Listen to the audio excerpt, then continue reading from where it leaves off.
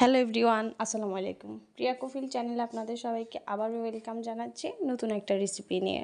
গরমে ঠান্ডা ঠান্ডা বেলের শরবত কেমন হয় বলুন তো?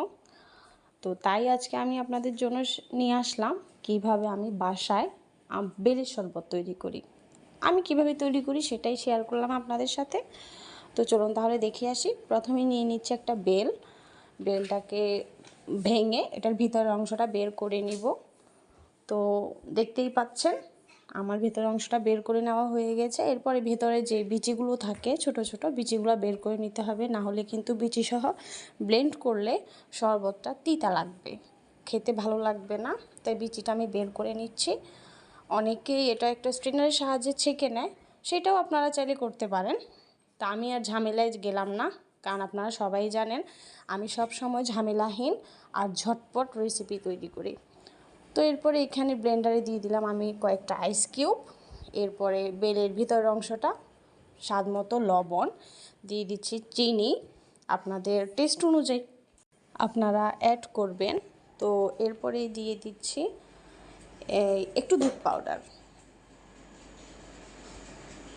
দুধ পাউডারটা যত বেশি দেবেন ততই মজা।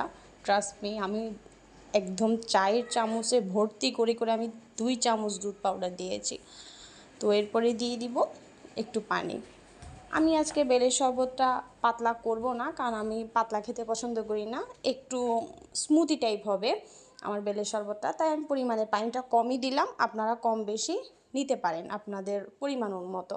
যারা পাতলা খেতে চান পানিটা অথবা দুধটা একটু অ্যাড করবেন বেশি করে, আর যারা একটু আমার মতো ঘন খেতে চান তারা দুধের পরিমাণটা, পানির পরিমাণটা কম দিলেই হবে। তো এই তো আমার ব্লেন্ড করা হয়ে গেল। এরপরে আমি বেলের ভিতর অংশটা বের করার পরে যে নারিকেলের এর মতো একটা খোসা বের হয়, ওই খোসার মধ্যে নিয়ে নিলাম। দেখছিনি তো যে কতটা ক্রিমি হয়েছে আমার বেলের স্মুথিটা বা শরবতটা। তো এই তো, এটাতে কি খাওয়া যায় নাকি? এরপর অবশ্যই আমি আমার গ্লাসে ঢেলে নিচ্ছি। তো দেখতেই পাচ্ছেন আমি গ্লাসে ঢেলে নিলাম।